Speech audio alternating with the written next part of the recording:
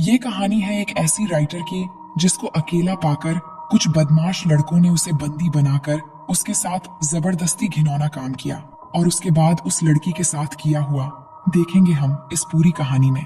तो कहानी की शुरुआत में हम जेनिफर नाम की एक लड़की को देखते हैं जो एक नॉवल राइटर है। अब क्योंकि वो एक राइटर है इसलिए वो शहर से दूर एक लोकल इलाके में रहने जाने वाली थी ताकि वहां पे वो अपनी नॉवल कंप्लीट कर सके। इसलिए पहले वो एक स्टोर में जाके अर्ल नाम के एक बंदे से मिलती है ताकि उससे अपनी कैबिन की चाबी ले सके। क्योंकि अर्ल उस केबिन का ऑनर है इसलिए वो जेनिफर को कैबिन की चाबी देता है और वहां पे जाने का रास्ता बताता है। अब कुछ दूर आगे जाकर रास्ते में जेनिफर पेट्रोल भरवाने के लिए एक पेट्रोल पंप पे रुकती है जहां उसे दो लोग दिखाई देते हैं जो उसे घूर रहे थे और इनके नाम होते हैं एंडी और स्टैनली। तभी वहां पे जॉनी नाम का एक वर्कर आता है जो जेनिफर की मदद करने लगता है और जेनिफर से पूछता है कि वो कहाँ पे रुकी हुई है। तो जेनिफर कहती है कि वो यहाँ पास ही के एक कैबिन में रहने वाली है। जिसके बाद जेनिफर जॉनी को पैसे देती है। तभी गलती से उसका पैर एक बाल्टी से टकरा जाता है जिससे जॉनी के पैंट भीग जाते हैं और ये देख के उसके दोस्त हंसने लगते हैं। अब जेनिफर उससे सॉरी कहती है और पैसे देकर वहां से निकल जाती है। जिसके बाद वो अपने कैबिन में पहुंचती है जो कि जंगल के बिल्कुल बीचों बीच था। अब वहां जाने के बाद वो अपनी राइटिंग करना शुरू कर देती है। रात को जेनिफर जब अपने दोस्त से बात कर रही होती है तो अचानक उसे कैबिन के पीछे से कुछ आवाज आती है। जिसके बाद जब वो वहां जाती है तो देखती है कि वहां के एक कमरे का दरवाजा खुला हुआ है। वो कमरे के अंदर जाती है तो उसे वहां पे कई सारे औजार और वहां पे एक जहरीला पाउडर का डब्बा भी नजर आता है। जिसके बाद वो उस कमरे का दरवाजा बंद करके वापस अपने कैबिन में आ जाती है। अब आकर जब वो राइटिंग कर रही थी तो गलती से उसके कपड़े पे बियर की ग्लास गिर जाती है तो वो अंदर जाती है उसे धोने के लिए। तभी यहाँ पे हम देख पाते हैं कि खिड़की से उसे कोई देख रहा है। अब अगली सुबह जब जेनिफर जॉगिंग कर रही होती है तो उसे जंगल के बीच एक छोटा सा पुराना घर दिखाई देती है और जब वो उस घर के अंदर जाती है तो देखती है कि वो घर पूरा खाली है और अंदर कोई भी नहीं है। उसके बाद वो अपने कैबिन में वापस आती है और वॉशरूम में जाती है। लेकिन जब वो टेप ऑन करती है तो उसके अंदर पानी नहीं आ रहा था। इसलिए वो हेल्प के लिए कॉल करती है तो एक मैथ्यू नाम का बंदा उसके घर में आता है पाइप ठीक करने के लिए। लेकिन जब वो उसकी पाइप ठीक कर देता है तो जेनिफर खुश होकर उसके गाल पे एक किस करती है और उसका शुक्रिया अदा करती है। अब मैथ्यू थोड़ा बुद्धू टाइप का इंसान है इसलिए वो शर्माकर वहां से भाग निकलता है।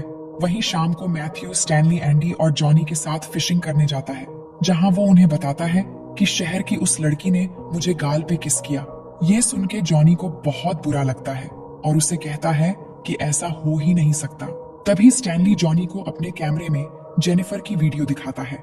यानी वो स्टैनली ही था जो उसे खिड़की से देख रहा था। ये सब देखकर जॉनी की नीयत खराब हो जाती है और अपने दोस्तों से जेनिफर के बारे में उल्टा सीधा बोलने लगता है और कहता है कि देखना, आज रात को ही मैं इस लड़की का शिकार करूंगा। अब रात को जेनिफर जब सो रही होती है तो अचानक उसके दरवाजे से कुछ आवाज आती है और जब वो वहां जाती है तो वहां पर उसे एक मरी हुई चिड़िया दिखती है। ये देखकर वो काफी घबरा जाती है।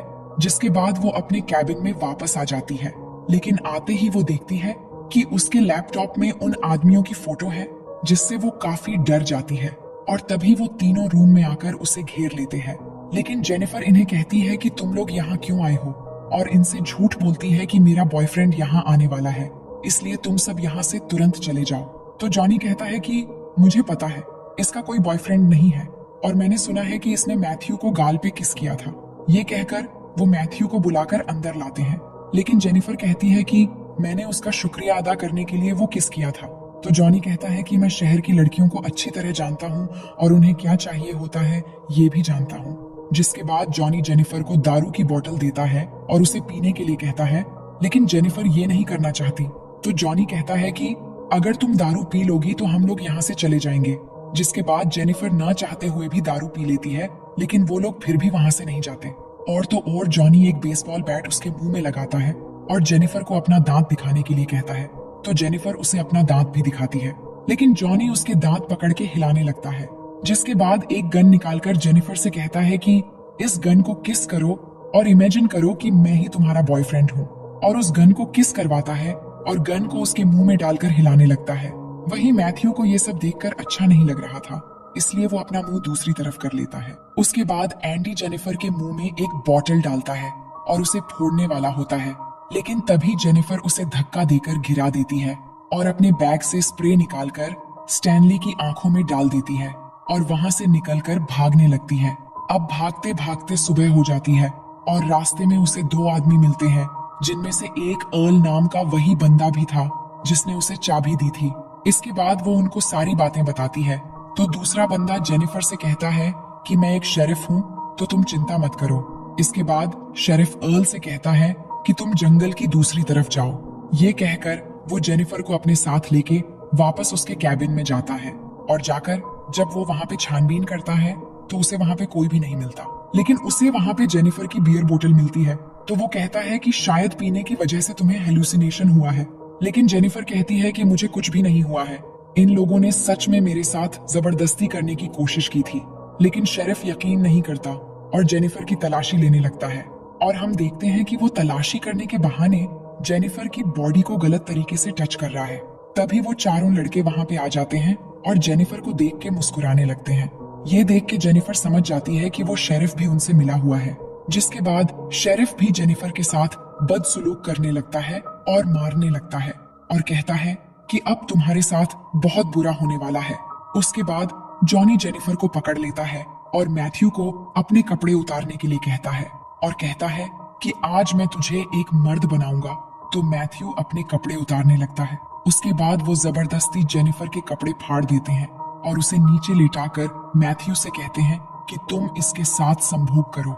जिसके बाद मैथ्यू जेनिफर के साथ जबरदस्ती गंदा काम करने लगता है, जिससे जेनिफर को बहुत दर्द होता है और वो चिल्लाने लगती है।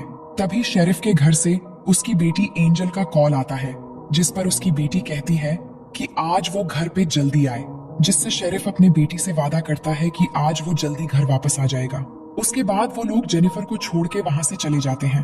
अब उनके जाने के बाद जेनिफर किसी तरह उठकर बिना कपड़ों के हालत में वहां से बाहर निकलकर जाने लगती है, लेकिन कुछ दूर आगे जाने पर वो पांचों फिर से उसके सामने आकर घेर लेते हैं, क्योंकि अभी भी उनका मन नहीं भरा था।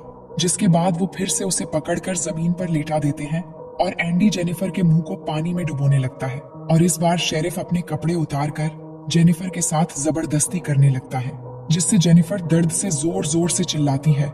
लेकिन वो दरिंदे एक एक करके सभी उसके साथ संभोग करने लगते हैं और जब उनका मन भर जाता है तो वो उसे छोड़ देते हैं। इसके बाद जेनिफर किसी तरह उठकर वहां से जाने लगती है और इतना जुल्म सहने के बाद वो पूरी तरह पागल सी हो गई थी। फिर जब वो एक पुल के पास पहुंचती है तो वो पांचों फिर से उसे मारने के लिए वहां आ जाते हैं, लेकिन तभी जेनिफर पानी में कूद जाती है। जिसके बाद जब वो पांचों पानी में देखते हैं तो उन्हें जेनिफर कहीं भी नजर नहीं आती, इसलिए वो घंटों तक उसकी बॉडी के ऊपर आने का इंतजार करते हैं, लेकिन जेनिफर की बॉडी ऊपर नहीं आती। शेरिफ ये देखकर उन सभी से कहता है कि तुम्हें जेनिफर पर नजर रखनी होगी, अगर वो यहाँ से भाग गई तो हम सब मुसीबत में पड़ सकते हैं। फिर वो जेनिफर के सभी चीजों को जला देते हैं ताकि कोई सबूत न बचे। अब रात को शेरिफ अपने घर आता है और अंदर जाकर अपनी बेटी से मिलता है, जहां उसकी बेटी उसे सरप्राइज देती है कि वो ऑनर्स प्रोग्राम के लिए सिलेक्ट हो गई है। फिर अगले दिन शेरिफ अर्ल के पास जाता है और उसे उसकी केबिन की चाबी लौटा देता है। तभी अर्ल उसे पूछता है कि क्या वो लड़की यहाँ से चली गई, जिस पर वो कहता है कि हाँ, वो लड़की चली गई। अब अगले सीन में हम देखते हैं कि ये सभी अभी भी जेनिफर को ढूंढ रहे हैं, लेकिन उन्हें वो कहीं नहीं मिलती और वही मैथ्यू ने जेनिफर के साथ जो अत्याचार किया था, ये सब सोचकर उसे काफी गिल्टी फील हो रहा था। अब एक दिन अर्ल शेरिफ को कॉल करता है और कहता है कि उसे जेनिफर की बहन का कॉल आया था, जो कह रही थी कि जेनिफर अभी तक वापस क्यों नहीं आई, तो क्या तुमने उसके साथ कुछ गलत तो नहीं किया।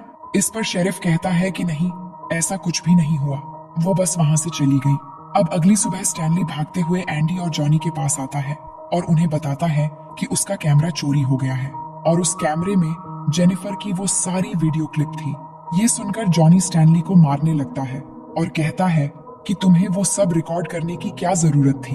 अब रात को जॉनी जब अपने घर में होता है तो उसे अपने दरवाजे पर कुछ आवाज आती है और जब वो वहां जाता है तो उसके दरवाजे पर एक मरी हुई चिड़िया मिलती है, जिसे देखकर वो सोचता है कि शायद स्टैनली और एंडी उसके साथ प्रैंक कर रहे हैं। लेकिन उसे फिर से वही आवाज सुनाई देती है और वहां जाने पर उसे जेनिफर की एक चप्पल मिलती है, जिसे देखकर वो काफी घबरा जाता है। तभी उसे झाड़ियों में से एक और आवाज सुनाई देती है और आगे जाने पर उसे मैथ्यू के हाथ के रबर बैंड्स मिलते हैं, जिससे उसे लगता है कि मैथ्यू ही ये सब कर रहा है। अब अगले दिन हम शेरिफ को अपने घर आता हुआ देखते हैं, जहां उसकी वाइफ एक गिफ्ट देकर उसे कहती है कि किसी ने तुम्हारे लिए ये भेजा है, जिसके अंदर एक कैसेट भी है। अब शेरिफ जब उस कैसेट को हाथ में लेकर देखता है तो वो काफी डर जाता है और उन लड़कों के पास जाता है, जहां जाकर वो स्टैनली को पीटने लगता है और कहता है कि तुम्हें वो वीडियो रिकॉर्ड करने की क्या जरूरत थी। तभी जॉनी कहता है कि कल रात को मुझे भी कोई परेशान कर रहा था और मुझे पता है कि ये सब मैथ्यू ही कर रहा है, क्योंकि उसे जेनिफर की मौत से गिल्टी फील हो रहा है, इसलिए वो हमें डराना चाहता है। फिर शेरिफ उन्हें मैथ्यू को ढूंढ कर लाने के लिए कहता है और वो खुद अर्ल के पास जाता है और उसे शूट करके मार देता है, क्योंकि अर्ल को भी उन पर शक हो गया था। इधर मैथ्यू जेनिफर के घर के बाहर बैठकर गिल्टी फील कर रहा था। तभी उसे जेनिफर की आवाज सुनाई देती है, जिससे वो ऊपर जाता है तो उसके सामने जेनिफर एक सोफे पर बैठी हुई थी। फिर वो उसे अपने पास बुलाती है और कहती है कि मुझे पता है कि तुम गिल्टी फील कर रहे हो। तभी मैथ्यू जेनिफर से माफी मांगने लगता है और कहता है कि मैंने जानबूझकर तुम्हारे साथ ऐसा नहीं किया था। लेकिन जेनिफर उसके गले में एक रस्सी डालकर जोर से कसने लगती है, जिससे मैथ्यू बेहोश हो जाता है।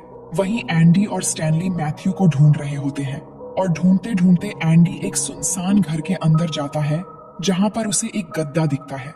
वहीं इधर स्टैनली के सामने जेनिफर आ जाती है, जिसे देखकर जब वो उसे मारने के लिए आगे बढ़ता है तो उसका पैर एक ट्रैप में फंस जाता है, जिससे वो चिल्लाकर एंडी को बुलाने लगता है।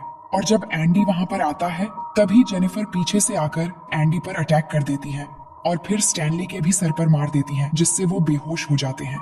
अब एंडी की जब आंख खुलती है तो वो खुद को लकड़ी के सहारे एक बाथ टब पर लेटा हुआ पाता है। तभी जेनिफर वाटर ऑन करके उस टब को भरने लगती है। इधर स्टैनली को भी उसने एक पेड़ से बांध रखा होता है और उसे चूहा खिलाते हुए उसका वीडियो बनाने लगती है और उसकी आईब्रो पर फिशिंग हुक लगाकर उस धागे को पेड़ से बांध देती है, जिससे वो अपनी आंखें न झपका पाए। फिर वो एंडी के पास जाती है, यानी जेनिफर दोनों को एक साथ मार रही है और दोनों आसपास ही है। अब जेनिफर एंडी के पास आती है, लेकिन एंडी उससे माफी मांगने लगता है। तभी जेनिफर उससे कहती है कि मैं भी तुम्हारे सामने ऐसे ही गिड़गिड़ाई थी, लेकिन तुम लोगों ने मेरी एक भी नहीं सुनी और सबने जमकर मेरा फायदा उठाया। जिसके बाद वो उसका मुंह पानी में डुबोकर कहती है कि मैं तुम्हें बहुत बुरी मौत देने वाली हूँ। फिर वो स्टैनली के पास जाती है और एक मछली का पेट फाड़कर उसका मांस निकालकर स्टैनली की आंखों में घुसा देती है। इसके बाद वो एंडी के पास जाकर उसके पानी में जहरीला पाउडर मिला देती है और उसके नीचे से एक लकड़ी निकाल देती है, जिससे एंडी उस पानी में चला जाता है और उसका मुंह जल जाता है। इधर स्टैनली के पास कुछ पंछी आकर उसकी आंख में लगा मांस खाने लगते हैं और साथ ही उसके आंखें भी निकाल लेते हैं, जिससे बहुत बुरी तरह से उसकी भी मौत हो जाती है और इस तरह से वो दोनों को मार देती है। उसके बाद जेनिफर पेट्रोल पंप में जाती है, जहां वो जॉनी पर हमला करके उसे किडनैप कर लेती है। जिसके बाद जब जॉनी की आंख खुलती है तो वो अपने आप को बिना कपड़ों में बंधा हुआ पाता है और जेनिफर को सामने देखकर हैरान हो जाता है। इसके बाद जेनिफर उससे कहती है कि क्या तुम जानते हो मैं तुम्हारे साथ क्या करने वाली हूँ। ये कहकर वो एक एक करके उसके सारे दांत निकाल देती है, जिससे जॉनी को बहुत दर्द होता है और जेनिफर को गाली देने लगता है। ये सुनकर जेनिफर कहती है कि तुम्हें अपनी मर्दानगी पर बहुत गुरूर है ना, आज के बाद नहीं होगा, क्योंकि आज मैं तुम्हारी मर्दानगी उखाड़ देने वाली हूँ। ये कहकर वो एक कैंची लेकर उसका वो काट डालती है और काट कर उसके मुंह में डाल देती है, जिससे जॉनी बहुत जोर जोर से चिल्लाता है और उसकी वहीं पर मौत हो जाती है। वहीं शेरिफ जब अपने काम पर होता है तो उसकी बीवी उसे कॉल करती है और कहती है कि हमारी बेटी एंजल की एक टीचर आई है। तभी एंजल भी शेरिफ से कहती है कि मेरी टीचर बहुत अच्छी है, जो मुझे यहाँ से एक प्लेग्राउंड में ले जाने वाली है। लेकिन शेरिफ उससे कहता है कि तुम्हारी टीचर से मेरी बात करवाओ। तभी हम देखते हैं कि वो टीचर कोई और नहीं बल्कि जेनिफर ही है, जो वहाँ पर नकली टीचर बन के आई है। जिसके बाद जेनिफर जब शेरिफ को अपना नाम बताती है तो वो ये सुनकर हैरान हो जाता है और जेनिफर से कहता है कि प्लीज मेरी बेटी को चोट मत पहुंचाना। जिसके बाद जेनिफर फोन काट देती है और उसकी बेटी को अपने साथ ले जाती है। और जब शेरिफ घर पहुंचता है और उसकी बीवी उसे बताती है कि उसकी टीचर उसे प्लेग्राउंड में लेकर गई है। जिसके बाद शेरिफ जल्दी से प्लेग्राउंड में पहुंचता है और अपनी बेटी को ढूंढने लगता है, लेकिन वहां पर उसकी बेटी उसे नहीं मिलती, जिससे वो फिर से कार लेकर वहां से जाने वाला होता है। लेकिन तभी जेनिफर पीछे से उस पर हमला कर देती है और उसे अपने साथ ले जाती है। और जब शेरिफ की आंखें खुलती हैं तो वो खुद को बंधा पाता है और उसके बैक साइड में जेनिफर ने उसकी शॉर्ट गन डाली हुई होती है। जिसके बाद शेरिफ दर्द से जूझते हुए जेनिफर से कहता है कि प्लीज मुझे मत मारो और यहाँ से जाने दो। तभी जेनिफर उस शॉटगन को और अंदर बार बार डालने लगती है और कहती है कि मुझे भी ठीक ऐसा ही लगा था जब तुम सब ने दरिंदे की तरह मेरे साथ जबरदस्ती कर रहे थे। तभी शेरिफ उससे पूछता है कि तुमने मेरी बेटी के साथ क्या किया। तो जेनिफर कहती है कि तुम्हारी बेटी तो काफी जवान और खूबसूरत है, अगर कोई उसके साथ जबरदस्ती करे तो उसे कैसा लगेगा। तभी शेरिफ कहता है कि जो मेरी बेटी के साथ ऐसा करेगा मैं उसे जान से मार डालूंगा। तभी जेनिफर कहती है कि मैं भी ठीक वैसी सजा तुम्हें देने वाली हूँ, क्योंकि तुमने भी किसी की बेटी के साथ ऐसा ही किया था। जिसके बाद जेनिफर उस शॉटगन की ट्रिगर में एक रस्सी डालती है और उस रस्सी को टाइट करके उसका दूसरा मोड़ मैथ्यू के हाथ में बांध देती है, जो बिल्कुल शेरिफ के सामने बेहोश पड़ा हुआ था। जिसके बाद वो शेरिफ से कहती है कि जब मैथ्यू को होश आएगा तो तुम दोनों मारे जाओगे। ये कहकर वो बाहर जाकर बैठ जाती है। जिसके बाद मैथ्यू को होश आ जाता है, जो शेरिफ को देख के हैरान हो जाता है। तभी शेरिफ उससे कहता है कि बिल्कुल भी मत हिलना, लेकिन मैथ्यू अपना हाथ हिला देता है जिससे वो गन चल जाती है और गन से निकला हुआ गोली शेरिफ के पीछे से चीरता हुआ आकर सामने मैथ्यू को लग जाती है, जिससे शेरिफ और मैथ्यू दोनों की वहीं पर मौत हो जाती है।